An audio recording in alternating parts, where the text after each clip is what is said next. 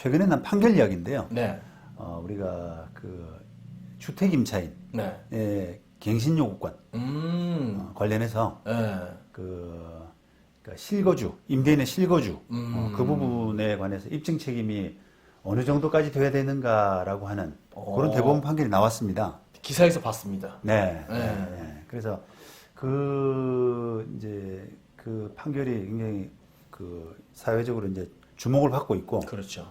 제가 또 공교롭게도 내일 모레 이제 3프로 TV에 네. 나가서 그 문제로 조금 인터뷰를 하게 돼 있어요. 오. 그래서 이제 부연 설명 좀 겸사겸사 드릴까 해서. 야, 네. 자, 이 판결 소개에 앞서서요. 제가 이 이제 갱신요구권 관련해서 제가 옛날 글 쓴 것도 있고 한데 이 벌써 이제 갱신요구권이 20년에 만들어졌습니다. 아, 오래됐네요. 네, 벌써 이제 지금으로 연차로 치면 4년 차. 오래됐죠. 네.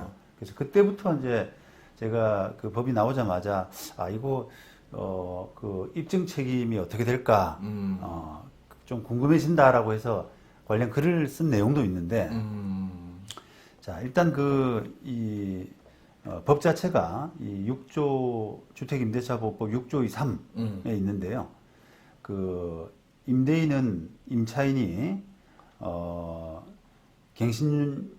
계약 갱신을 요구할 경우에 정당한 사유 없이 거절하지 못한다 이렇게 되어 있습니다. 다만 다음 각 호의 어느 하나에 해당하는 경우에는 그러하지 아니하다 이래가지고 제 8호 1항 8호에 보면은 이게 실거주가 나와 있거든요. 그래서 임대인 또 직계존비속을 포함한다. 임대인이 목적주택에 실제 거주하려는 경우 이렇게 되어 있잖아요. 이것 때문에 분쟁이 많았죠. 예, 그렇습니다. 네. 요 이제 부분이 있는데 우리가 일단 판결 취지를 보기 전에요. 한번 그냥 리걸 마인드 훈련 차원에서 한번 입증 책임이 누구한테 있는지를 한번 생각해 볼 필요가 있는데 법 구조를 보시면은 일단 임차인에게 갱신 요구권을 보장했죠. 네. 정당한 사유 없이 임대인은 거절을 못한다. 이렇게 딱 되어 있잖아요. 네. 다만 이런 경우에는 거절할 수 있다 이렇게 되어 있잖아요. 그러니까 원칙은 갱신 요구권이 인정되고 예외적으로 이런 경우에는 보호를 못한 갱신 요구권을 거절할 수 있다 이런 취지로 되어 있잖아요. 네. 그러다 보니까 갱신 요구권을 거절하는 임대인에게 집주인에게 그 입증 책임이 있는 거는 거의 분명합니다. 그렇죠. 그죠? 네. 네. 자 그러면 거절하는 사유 중에서 이제 실거주다라고 하는 부분도 역시 마찬가지로 임대인에게 입증 책임이 있어요. 자, 그런데 이게 일반적인 입증 재판이란 것은 보통은 우리가 뭐 돈을 빌려줬다고 하죠. 돈을 빌려줬는데 상대방이 내가 안 빌렸다. 이렇게 이제 부인해가지고 만약에 다툼이 생기면 재판 갔을 때 빌려줬다라고 하는 입증 책임은 누구한테 있겠습니까? 빌려준 사람.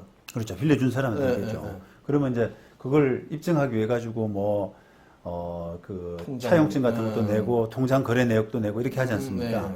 네, 그게 이제 바로 입증인데 이 보통의 재판에서 입증이란 것은 과거의 사실.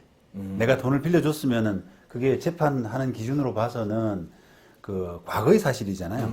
1년 전에 또는 2년 전에. 그러면 이제 거기를 입증하기 위해 가지고 차용증도 내고 이렇게 되는 건데 지금 이 실거주라고 하는 것은 너 이제 나가줘야겠다. 왜냐하면 내가 너 나가고 나서 들어올 거니까. 라고 해서 이제 분쟁이 되는 거잖아요. 그래서 그 분쟁이 되게 되면은 보통은 명도소송으로 많이 이어져요. 그러겠죠. 세입자가 이제, 실거주 안 할 것 같은데, 거짓말 아니야? 이러면서, 버티고 있으면, 세입자, 이제 건물주가, 집주인이 나가라. 이렇게 해서 명도소송이 이루어지잖아요. 근데 그 명도소송 재판에서 이제, 임대인의 입증 책임이 문제가 되는데,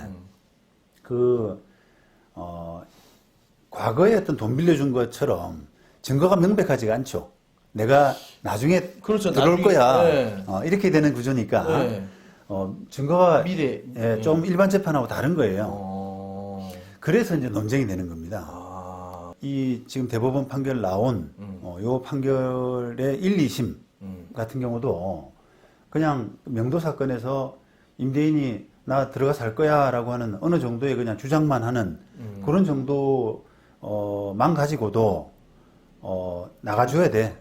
세입자는 나가줘야 돼. 갱신 거절할 수 있다라고 봐서 세입자는 나가줘야 돼. 이런 결론을 내렸어요. 그러니까 1심 판결, 2심 판결 모두 그렇게 다 내렸는데 대법원이 이제 판단을 바꾼 거거든요. 그래서 대법원은 기본적으로 이제 이 입법의 구조상 입증 책임은 임대인한테 있고 그냥 임대인이 주장만 해서는 안 되지 않냐. 나 실거주 할 거야. 라고 해가지고 내보내게 되면은 그 법 자체가 지금 약간 형해화되는, 그러니까 무력화되는 그런 효과가 생겨버리잖아요. 실제로 이제 실거주하지도 않는데 실거주할 것처럼 거짓말을 해서 그냥 내보낼 수 있다라고 하면은 원래 임차인의 갱신 요구권 그 보장이라고 하는 그 취지가 좀 몰각되는 이런 효과가 생기거든요. 네. 그래서 실제로 또 그래 왔습니다. 그렇죠. 지금까지 실무는 나 실거주 할 거예요라고 하면 그냥 쓱 나가버렸어요. 미래니까. 그렇죠. 미래니까. 나중에 들어올 거야 나 뭐 나가. 그렇죠. 근데 이제 그 바탕에는 그렇게 해서 내 보냈는데 만약에 임대인이 실제로 실거주를 안 한다.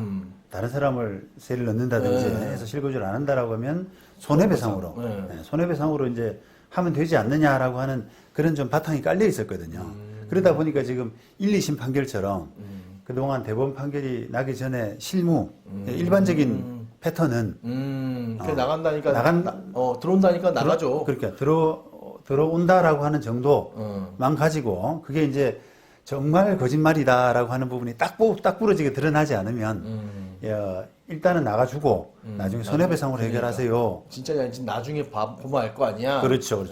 그렇게 이제 실무가 이루어져 왔던 거죠. 그런데 이제 거기에 대해서 약간 대법원이 제동을 건 겁니다. 자, 그 이유를 한번 좀 보시겠습니다. 대법원 그 23년도 12월 7일 날 선고된 판결입니다. 이제 불과 한 달 전이죠. 요 판결에서 보면은 어쨌든 지금 집주인이 이제 임차인 상대로 실거주를 이유로 나가달라라고 해서 명도 소송을 이제 했고 거기에 대해서 이제 법원이 뭐라고 판단했냐면 입증 책임에 대해서 이거 보시면 임대인이 목적 주택에 실제 거주하려는 경우에 해당한다는 점에 대한 입증 책임은 임대인에게 있다. 그죠? 맞죠? 그렇죠. 실제 거주하려는 의사의 존재는 임대인이 단순히 그러한 의사를 표명하였다는 사정이 있다고 해서 바로 인정될 수는 없다. 이것도 이해되시죠? 그렇죠. 나 그냥 실거주 할 거야. 라고 해서 의사만 표명했다고 해서는 입증이 다 됐다고 할 수 없다. 이 말입니다. 인정될 수는 없다. 하지만 임대인의 마음속에 있는, 내심에 있는 장래에 대한 계획이라는 이 거절 사유의 특성을 고려할 때 임대인의 의사가 가공된 것이 아니라 진정하다는 것을 통상적으로 수긍할 수 있을 정도의 사정이 인정된다면 그러한 의사의 존재를 추인할 수 있을 것이다. 요게 잠깐 이제 그 입증 책임의 특수성을 이제 이야기한 거지 않습니까? 그래서 요게 핵심이에요, 결국은. 이런 특성을 고려할 때 임대인의 의사가 가공된 것이 아니라 진정하다 그렇습니다. 진정하다는 것을 통상적으로 수긍할 수 있을 정도의 사정이 인정된다면 그러한 존재를 추인할 수 있다 이랬거든요. 그렇게 해서 이제 이 사건은 어쨌든 결론적으로는 그런 추인이 안 된 사안을 하급심에서 그냥 내보낸 갱신 거절 사유로 인정해서 실거주 들어오겠지. 그렇게 해서 그냥 너 나가 임차인 나가 이런 판결을 했기 때문에 좀 잘못됐을 소지가 크다라고 이렇게 판단한 거죠. 그럼 어느 정도 이렇게 표현을 해야 되는 건가요? 그러니까요. 그 부분도 이제 추상적으로 사실은 이 판결이 판시를 하고는 있습니다. 보시면 이런 그 임대인의 주거 상황이라든지 또 임대인이나 그 가족의 직장, 학교 등 사회적 환경, 또 임대인이 실제 거주하려는 의사를 가지게 된 경위 이런 등등을 종합해서 판단해야 된다라고 해가지고 어쨌든 조금 추상적으로 모호하게 판단은 하긴 했습니다만 어쨌든 결론적으로 본다면 이 판결을 이제 이 판결이 났기 때문에 앞으로 이제 실무적으로는 어떻게 해야 되느냐라고 하게 되면은 지금처럼 나 실거주 할 거야라고 해서 그냥 의사표시만 해서는 의사표명만 해서는 안 된다는 거예요. 그렇다 그러면 세입자는 그래? 나는 그럼 안 나가. 이렇게 할 수 있다는 겁니다.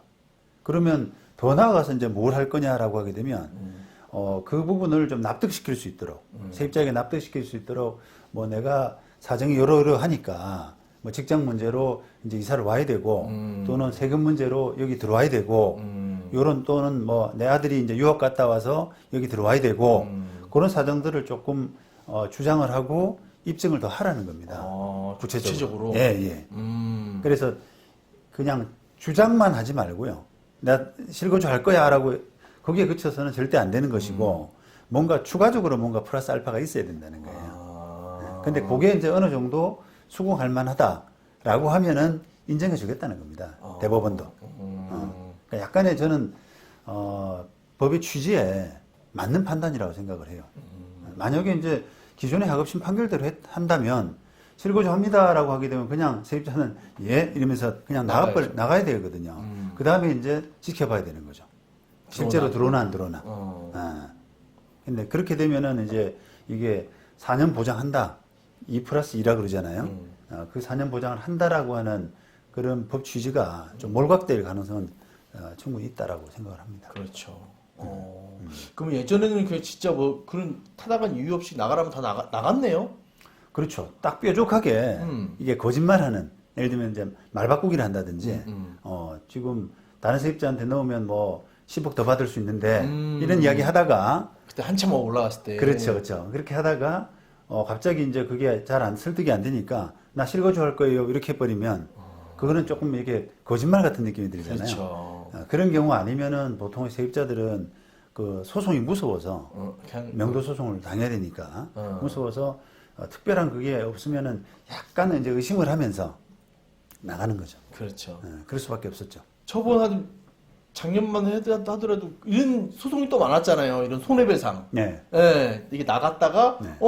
이거 집주인 안 들어오고 임차인 났네. 네. 그래갖고 소송하고 막 받아내고 이런 게 많이 맞습니다. 있었잖아요. 그게 이제 우리 전세 보증금이 한참 올랐을 때가 21년도일 겁니다. 네, 맞아요. 21년도, 22년도 이때가 많이 올랐는데 그로 인한 이제 분쟁이 작년에 많이 났죠. 네, 판결이라는 게 한 1년 걸리니까. 하여튼 그게 기억이 납니다. 그래서 이번 사건이 어쨌든 좀 그 잣대로 작용을 해서 앞으로 이제 우리가 뭐 부동산 그 임대차 하는 경우라든지 또는 중개를 한다든지 그죠? 이런 경우에 좀 참작이 돼야 되는.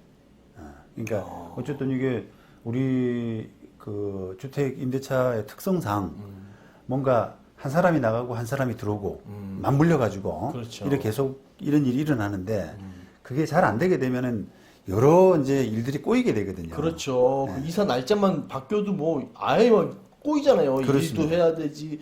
이거 짐은 어떻게 하면 애들 학교면 뭐 꼬이는 게 하나도 여러 가지잖아요. 그렇습니다.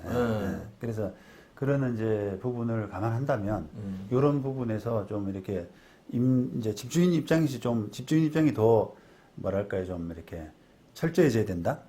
좀 더 명확해져야 된다. 그냥 내가 뭐 주인인데 너 말만 하면 안 되고 내가 들어온다는데 너 나가야지 이런 자세는 안 된다는 거예요. 이유를 갖고 설득을 하고 뭐가 납득이 안 되냐, 내가 뭘 보여줄까 이런 정도의 자세. 난 들어가려는데 뭐 직장 때문에 그렇다. 그렇습니다. 그럼 뭐 직장 보여주고 뭐 확인서 같은 거. 그렇죠. 세입자가 만약에 저 실거주 증거를 좀 대달라, 나는 잘 못 믿겠다라고 하게 되면은 조금 적극적이어야 된다는 거예요. 집주인이. 그냥 그걸 무시해 가지고는 나중에 재판에서 질 가능성이 있습니다. 그게 이제 입증의 그 책임 차원에서 이렇게 한번 생각해 보시면 돼요. 이게 그 당시에는 우리가 임대차 계약이 만약에 이제 지금 끝나는데 요 끝날 무렵에 그 실거주 마음이 없었다가 예를 들면 집주인이 이제 그냥 실거주 하니까 나가줘라고 해서 아무 입증을 안 했단 말이에요. 그런데 그 재판하는 과정에서 내가 실거주 할 겁니다라고 해서 판사한테 뭐 이것도 내고 저것도 내고 이렇게 한다면 재판에 이길 수 있느냐라고 하면 이길 수가 없어요. 그러니까 그 실거주를 거절하려 그러면 입증 책임이라고 하는 것은 그 당시에는 실거주를 안 하려고 했다가 재판에서 이기기 위해 가지고 뒤늦게 한다고 이렇게 할 수도 있지 않습니까? 그렇죠, 그렇죠, 그러겠죠. 그러니까 이제 그거를 뭔가 입증한다라고 하는 부분을 임대차 그 종료 무렵 세입자하고 이제 이렇게 다툼 있었을 때 연장하자 나가자 이렇게 하는 그런 그 고무렵에 초점을 맞춰서 주장을 하고 실거주한다 그리고 실거주한다는 입증 증빙도 되고라고 하는 그런 자세. 그게 꼭 필요할 것 같습니다. 여기에 이제 판결을 두고 논란이 좀 많았어요. 많이 있습니다 지금도. 왜냐하면 그럴 것 같아요. 이게 이제 어느 정도냐? 입증 책임의 정도. 그러니까. 그다음에 입증 책임의 시점. 그거를 우리 일반적인 재판처럼 그냥 그 임대차 종료 당시에는 아무 말을 안 하다가 아무 입증을 안 하다가 재판 가서 판사한테 나 요렇게 요 증빙 봐라 나 실거주 할 거야 하는 거 아닙니까? 라고 해가지고는 재판 이길 수 없다는 겁니다. 이해되시죠? 적극적으로 좀 예, 적극적으로 그때 그때 해야지 그 당시 상황을 판사가 재판에서 판단해 준다는 거예요. 나중에 아무리 자료 모아봤자 그렇습니다. 그거는 왜냐면은 이거는 상당히 특수한 재판이기 때문에 일반 재판하고 좀 다르기 때문에 그 향후 이제 실거주할 계획이라고 하는 것은 예를 들면 임대차 종료 당시에는 실거주 안 하려고 하다가 뒤늦게 이제 부랴부랴 뭐 이렇게 증빙을 대는 경우도 있잖아요. 그러겠죠. 그런 경우가 있기 때문에 그거는 재판부로서는 받아주기가 어렵거든요. 그렇게 그리고 그 실거주라는 게 한 달 아니야. 나 한 1년 있다가 들어가려고 한다. 네. 그것도 어떻게 해야 되는 거예요? 그거는 이제 그거는 아까 이제 여러 가지를 종합해야 된다고 했는데 그거는 그 약간 애매한 사안이기 때문에 그 밖의 증거를 다 종합해서 판단할 수밖에 없습니다. 야. 그러니까 그야말로 진짜 내보내기 위해서 그런 거냐 아니면은 진짜 실거주 할 거냐라고 하는 부분은 애매한 부분일 수밖에 없어요. 물론 이제 이게 임대차 종료하고 한 달 있다 들어간다, 두 달 있다 들어간다라고 하면은 그거는 뭐 이상은 없잖아요. 근데 1년 있다 들어가기 위해서 너를 내보내겠다라고 하면은 그거는 약간 애매할 수가 있죠. 와, 하여튼 야 모르겠습니다. 네. 뭐가 맞는지. 그런데 어쨌든 뭐 지금 판례상으로는 우리가 집주인 입장에서 좀 더 실거주할 부분에 대해서 주장과 그 걸맞는 입증 이런 부분을 임대차 종료할 당시 그 이제 악유가 굉장히 생길 당시에 그때 조금 더 적극적으로 해야 된다.